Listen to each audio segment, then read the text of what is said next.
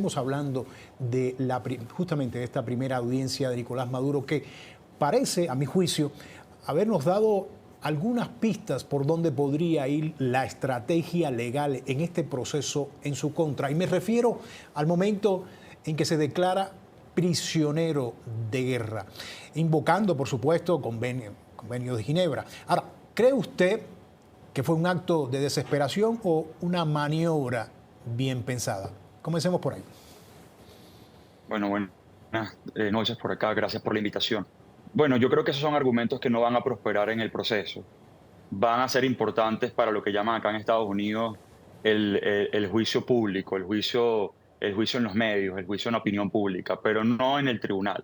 Él alega además no solamente el tema del prisionero, del ser un prisionero de guerra, sino también el ser un jefe de Estado y por tanto tener inmunidad a los efectos de no poder ser juzgado por una corte por su investidura, lo cual también te podría explicar con detalle por qué no es un argumento que va a prosperar en esta corte, aunque ellos lo alegaron y lo van a debatir en la próxima audiencia.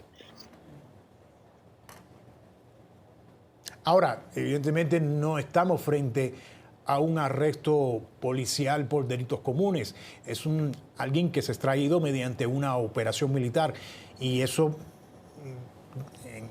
en cuestiones legales no le otorga ese estatus de prisionero de guerra. Bueno, lo primero que hay que decir es que a los efectos de la jurisprudencia norteamericana, estadounidense, Nicolás Maduro no es considerado un presidente. ¿Sí? Hay que empezar por allí, porque desde el 2019 hay un acto del Poder Ejecutivo de los Estados Unidos en el que desconoce la legitimidad del presidente, de la investidura presidencial de Nicolás Maduro, cuando reconoció en aquel entonces a Juan Guaidó. Y a partir de entonces, más allá de lo que ha ocurrido en Venezuela con el tema del gobierno interino y lo que ocurrió en su momento, no ha habido un acto del Poder Ejecutivo reconociendo a Maduro como presidente desde entonces.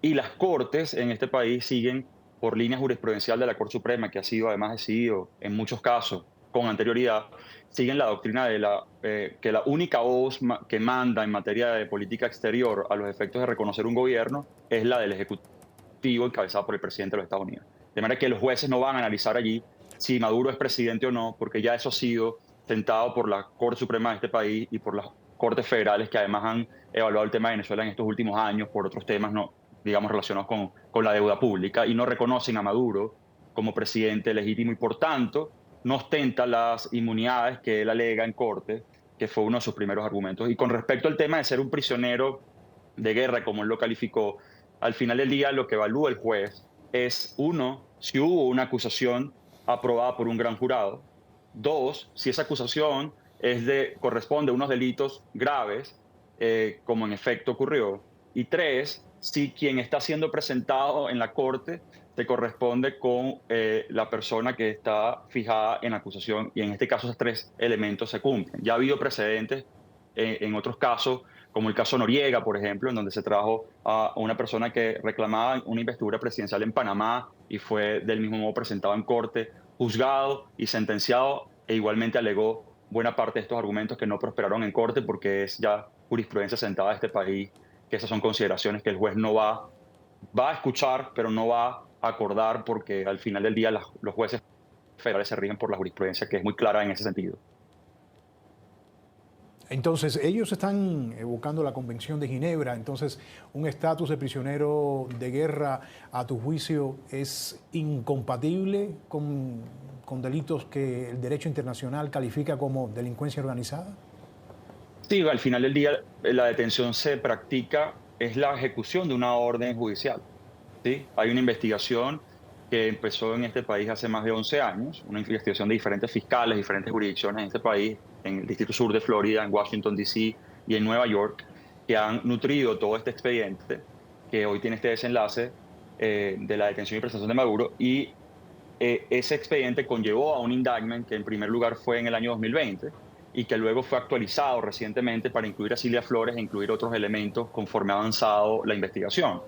De modo que lo que hicieron fue un acto en el que se practica una detención ejecutando una orden de un juez federal, que fue el que emitió la orden de detención de Maduro, y a los efectos del tribunal, eso es lo que prevalece. Esa orden judicial fue predecida por un acuerdo, digamos, por un voto favorable de un gran jurado que en la Corte Federal de Nueva York votó a favor de que el indictment, que en este caso es la acusación, era procedente y que por tanto Maduro debía rendir cuentas ante la justicia. De manera que esos requisitos legales ya han sido cumplidos a los efectos del derecho estadounidense y es muy cuesta arriba que estos argumentos puedan prosperar en la Corte, más allá de la retórica y la narrativa que pueda usarse para los efectos de la opinión pública. Claro. Creo que es algo que en Corte no va a ser conducente. Ni- Nizar, se nos acaba el tiempo rapidito. Hace apenas unos momentos decía que el fiscal general de Venezuela, Tarek William Saab, aseguró que, bueno, él asegura que la Constitución y el derecho internacional establece que Maduro cuenta con inmunidad diplomática por el cargo que ocupa o que ocupaba a la hora de esta captura, por lo que no puede ser ni enjuiciado en tribunales extranjeros. ¿Coincides con esas declaraciones? Pues bueno, no, la verdad es que a los efectos de lo que conoce el mundo en general es que muchos países del hemisferio occidental han desconocido la legitimidad de Nicolás Maduro desde las elecciones del 2018. Es decir, desde el 2019, cuando le correspondía asumir el nuevo periodo presidencial, no ha sido reconocido como presidente. Y eso en Estados Unidos ha tenido consecuencias legales, como por ejemplo, acá no hay embajador. Maduro no ha podido designar embajador desde el 2019 para que presente cartas credenciales ante el Departamento de Estado, ante el presidente de los Estados Unidos. No existen misiones diplomáticas en los Estados Unidos de Venezuela. No existe una relación formal porque no existe el reconocimiento de la legitimidad de un presidente en Venezuela. Ha habido otros juicios que se han llevado a cabo en Estados Unidos con respecto, por ejemplo, a la deuda pública, que es otro asunto que no tiene nada que ver con esto, pero que sí se relaciona en el sentido de que los que representan, en ese caso, al Estado venezolano, no son las personas designadas por Maduro porque las cortes no reconocen que él es el presidente de Venezuela y eso tiene ya 6 años ocurriendo. Entonces, a esos efectos, la corte no considera que Maduro tiene inmunidad porque carece entonces de investidura presidencial a los efectos de lo que la Corte analiza, ¿no? Ya. Pues bueno, vamos a ver qué pasa el 17 de marzo en la próxima audiencia. Gracias a Nizar. Era el abogado venezolano Nizar El Faki.